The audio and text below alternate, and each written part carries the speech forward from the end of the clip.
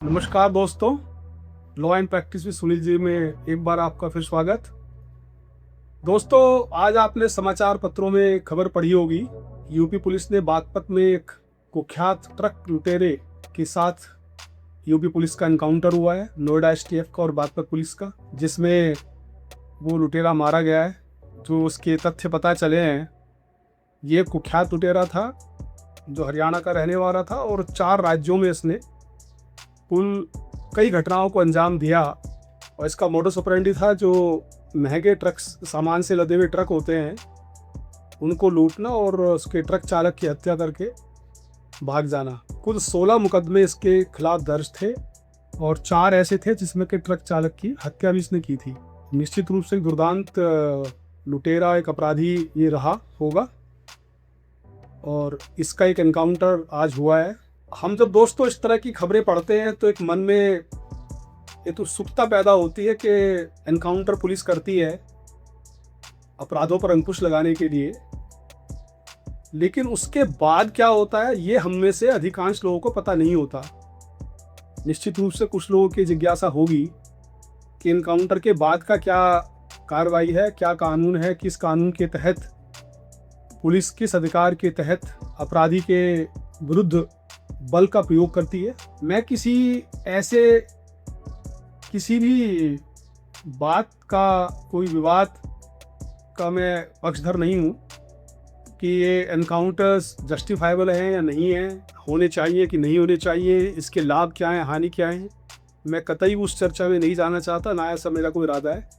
मैं केवल आप लोगों को इस चीज़ से अवगत कराऊंगा जो तथ्यात्मक और लीगल फ्रेमवर्क है कि जब मुठभेड़ होती है तो उसका लीगल फ्रेमवर्क क्या है, किस कानून का सहारा लेकर पुलिस बल प्रयोग करती है। तो दोस्तों, इसमें सबसे पहले हम लोग चलते हैं अपना जो नया भारतीय न्याय संहिता और पुराना जो आईपीसी था 1860 का, उसमें पुलिस, और ना केवल पुलिस बल्कि देश के प्रत्येक नागरिक को, प्रत्येक व्यक्ति को ऐसी शक्तियां दी हैं कि वो अपनी रक्षा में बल प्रयोग कर सकता है। धारा 34 से 44 भारतीय न्याय संहिता की है, जिसमें ये सारा का सारा right to private defence of body and private defence of property define किया गया है। जो इसका सेक्शन 34 है, इसी में ओपनिंग सेंटेंस दे दिया गया है, एक प्राविधान कि nothing is an offence which is done in the exercise of right to private defence of body and property. तो ऐसी कोई भी चीज जो अपनी आत्मरक्षा में की जाती है, यदि बल प्रयोग आत्मरक्षा में किया गया है तो वो कोई अपराध नहीं माना जाएगा। उसके बाद इसके कुछ प्राविधान हैं, कुछ प्रोविजंस हैं इस तरह के कि बल प्रयोग कितना करना है। इसका ये तो मतलब नहीं है कि बल प्रयोग असीमित होगा, इस पर अंकुश है। एक पैरामीटर है कानून का जिसके तहत बल प्रयोग को अनुमति दी जाती है। इसी के साथ साथ हमारा एक और सेक्शन है जो बीएनएसएस में है, जहां पर पुलिस अरेस्ट करती है किसी भी कॉग्निजेबल ऑफेंस के होने पर। तो उसमें भी ये दिया गया है कि पुलिस को ये राइट दिया गया है कि सेक्शन 43(2) में पुलिस को ये राइट दिया गया है कि वो अरेस्ट करने के लिए समुचित बल प्रयोग कर सकती है। अब सवाल है कि बल प्रयोग कितना किया जाए। जैसे इस मामला जहाँ से मैंने अपनी इस वीडियो को शुरू किया है, इनकाउंटर से, जिसमें कि एक अपराधी की मृत्यु हुई है, तो कौन से ऐसे मामले हैं जिनमें कि पुलिस इस हद तक बल प्रयोग कर सकती है जिसमें कि सामने वाले अपराधी की मृत्यु भी कारित की जा सके। सबसे पहला तो मैं आपको स्पष्ट कर दूं कि पुलिस जो बल प्रयोग करती है या फायर करती है वो एज ए रिएक्शन होता है, वो आत्मरक्षा में उठाया गया कदम होता है, आत्मरक्षा में की गई फायरिंग होती है, एज ए रिटेलिएटरी फायर उसको कहा जाता है। तो आप एक सिचुएशन को इमेजिन कीजिए कि यदि पुलिस किसी अपराधी को लेकर जा रही है, उसको पकड़ के ले जा रही है, वो पुलिस कस्टडी से भागने की कोशिश करे, या अपराधी का कहीं पुलिस उसके लुकआउट में है, उसके अरेस्ट करने का प्रयास चल रहा है, छापेमारी चल रही है, उसकी कोई सूचना मिलती है उसके वेयर अबाउट्स की, कि अमुक जगह पर उसके होने की संभावना है, इस तरह की सुराग रस्सी या कोई सूचना मिलती है।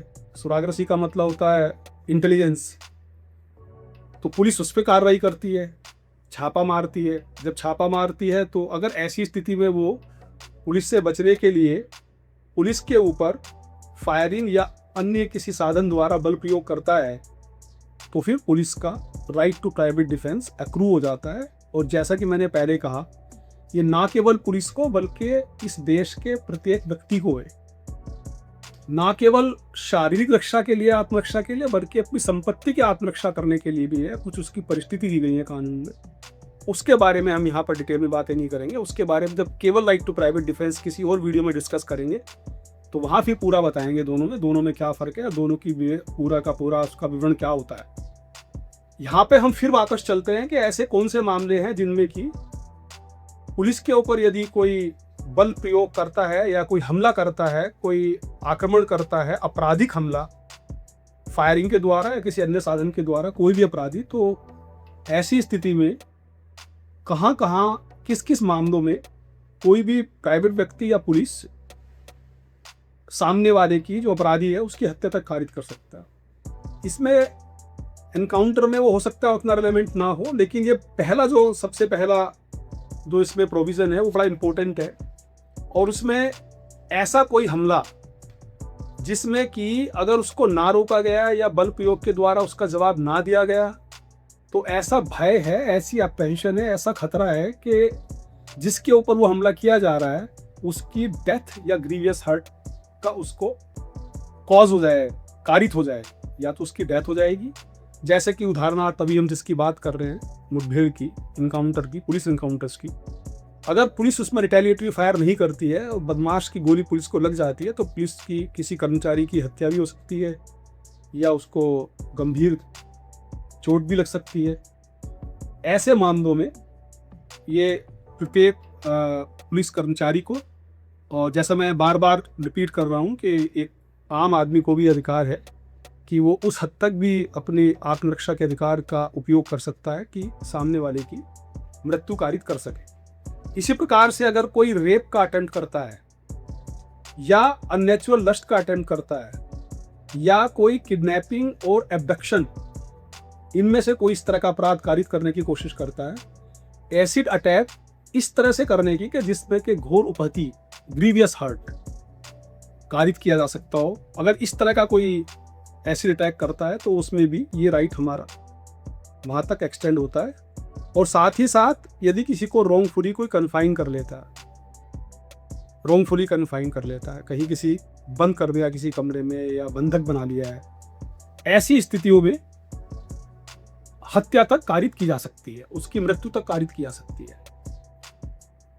इसके अलावा कुछ ऐसे मामले हैं जहां पर कि मृत्यु के अलावा कुछ कम हानि पहुंचाते हुए और अपराधी को नियंत्रित किया जाता है, या जो सामने कोई जो भी अपराध कर रहा है किसी के विरुद्ध, उसके विरुद्ध कितना आत्मरक्षा का अधिकार किस सीमा तक उपयोग किया जाए, वो कुछ अलग स्थिति है। यदि ऊपर में से कोई स्थिति जो मैंने बताई नहीं है तो बाकी सबने उसको मृत्यु के अलावा कोई और नुकसान पहुंचाकर नियंत्रित किया जा सकता है और अपने आत्मरक्षा के अधिकार का उपयोग कर सकते हैं।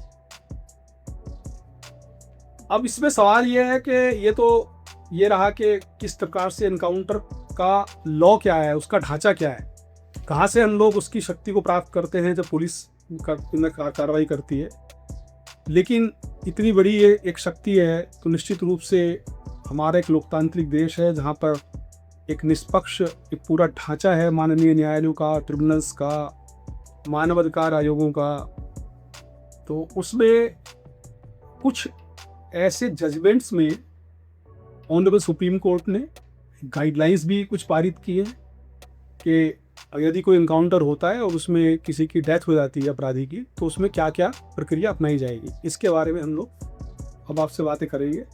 तो सबसे पहली बात तो इसमें यह होता है, वैसे तो जो डेथ कारित हुई या नहीं हुई, जैसे कि आपने देखा होगा आजकल मीडिया में बड़ा प्रचारित होता है, वो टांग में गोली लग गई तो घायल हो गए, तो ये भी इनकाउंटर है, ये भी मुठभेड़ है। दोनों में ही मुकदमा कायम होता है, दोनों में ही मुकदमा कायम होता है। और इसमें अटेम्प्ट टू मर्डर, चूंकि पुलिस के ऊपर हमला हुआ, तो पुलिस के ऊपर जो हमला हुआ तो पुलिस की तरफ से इसमें एफआईआर होती है, और वो हत्या का प्रयास की एक एफआईआर होती है, जिसमें ऐसी स्थिति में जबकि अपराधी घायल हुआ है, उसकी मृत्यु नहीं हुई है, तो वो हमारा एक्यूज हो गया।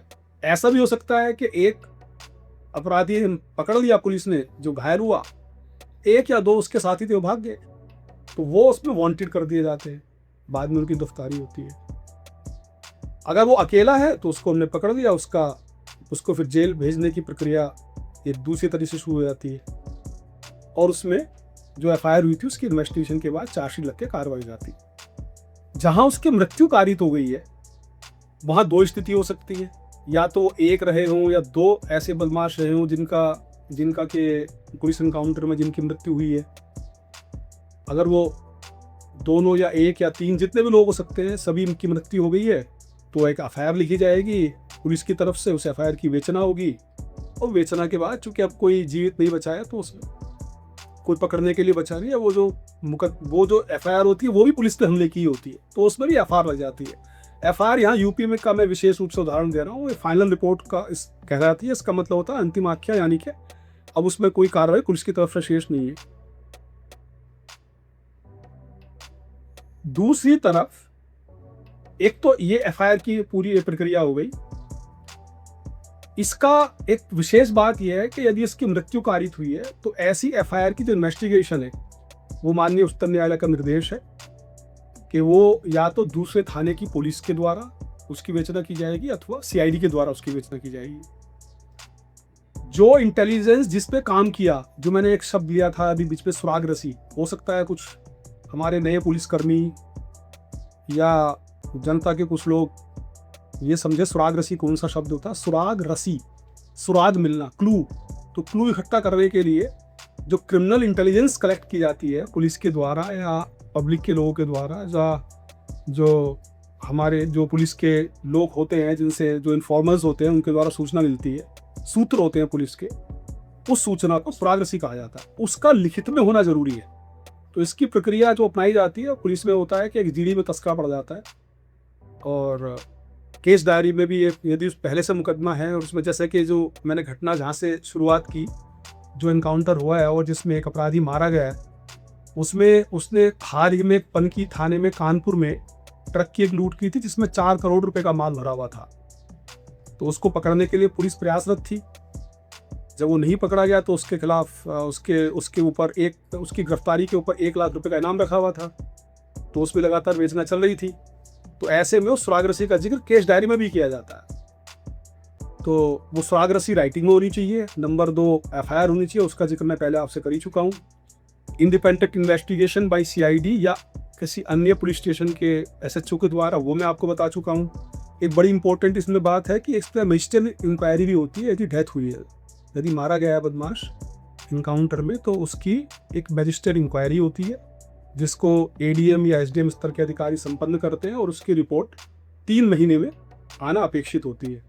उसके अलावा इसमें नेशनल ह्यूमन राइट्स कमीशन और स्टेट ह्यूमन राइट्स कमीशन को भी सूचना देना आवश्यक होता है। उसकी फैमिली को सूचना देना आवश्यक होता है, जो अपराधी जिसकी मृत्यु हुई है।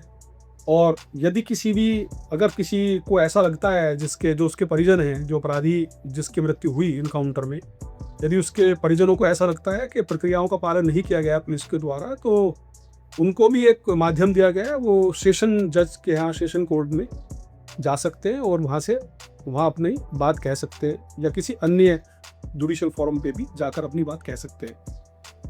एनएचआरसी की भी कुछ इसमें गाइडलाइंस हैं जो करीब करीब माननीय उच्चतम न्यायालय के जो निर्देश आए हैं उन्हीं के अनुपालन, उन्हीं के क्रम में है। एक विशेष बात इसमें केवल ये है कि वो 48 आवर्स में एनएचआरसी को एक रिपोर्ट भेजनी होती है, जिसमें कि पूरी उनकी वीडियोग्राफी, एफआईआर की कॉपी और जितना डिटेल इन्वेस्टिगेशन तब तक हो चुका है उसकी क्रिमिनल हिस्ट्री, ये सारी चीज़ें लगाई जाती है। और इसकी एक एसएचआरसी को भी कॉपी की जाती है, स्टेट ह्यूमन राइट्स कमीशन को भी कॉपी की जाती है। एक विशेष बात इसमें और ये की जाती है कि जो उसका पोस्टमार्टम होगा अपराधी का जिसकी मृत्यु हुई है, वो एक टीम ऑफ डॉक्टर्स के द्वारा होगा और उसकी वीडियोग्राफी भी कराई जाती है। पुलिस का बहुत अकाउंटेबल इसमें ठहराया गया है। लगातार कुछ उसके लिए दायरे तय किए गए हैं, जिन दायरों में रहकर एक ही लोकतांत्रिक देश है जिसमें पुलिस ऑपरेट करती है, उसकी जवाबदेही होती है कानून के प्रति, जनता के प्रति, शासन के प्रति, मीडिया के प्रति। तो उस दायरे में ऑपरेट करते हुए पुलिस को अकाउंटेबल बनाने के लिए कई तरह के इसमें चेक्स एंड बैलेंसेस स्थापित किए गए हैं। वो प्रक्रियाओं के तहत है, कानून के तहत है। कानून में बंदिश है कि किन मामलों में वो हत्या कारित करने तक, मृत्यु कारित करने तक राइट ऑफ प्राइवेट डिफेंस का इस्तेमाल कर सकते हैं। और जैसा मैंने बताया कि कुछ ऐसे मामले हैं जहाँ पर के मृत्यु कारित नहीं कर सकते। तो इसमें पुलिस को बहुत पुलिसकर्मियों के लिए मेरी एक परामर्श रहेगा कि वो इसमें पूरा नियमानुसार, नियम के दायरों में रहते हुए, सचेत रहते हुए उसमें कार्रवाई करें। और इसकी जो गाइडलाइंस हैं माननीय उच्चतम न्यायालय या माननीय राष्ट्रीय मानव अधिकार आयोग, उनका पालन करते हुए जो भी इसमें विधिक कार्रवाइयाँ होती हैं, लिखापढ़ी करने की, सूचना देने की, इन्वेस्टिगेशन कराने की, वीडियोग्राफी कराना, सीन ऑफ क्राइम का जैसे मैंने पहले ही बताया कि उसका ठीक से प्रोटेक्शन करना है, और उसकी फ़ोटोग्राफी, वीडियोग्राफी, और जो भी उसके विटनेसेस हैं उनका बयान, लिखापढ़ी, माननीय न्यायालय के समक्ष उनके बयान आदि, इस तरह की अपनी कार्रवाई पूरी करें, जिससे कि जो भी गाइडलाइंस हैं उनका पूरा अनुपालन किया जा सके। बहुत बहुत धन्यवाद। एक बार पुनः आपसे अनुरोध कि जिन लोगों ने अभी तक भी इस चैनल को सब्सक्राइब नहीं किया है वो कृपया law and practice with Sunil ji YouTube channel को सब्सक्राइब करें। धन्यवाद। जय हिंद।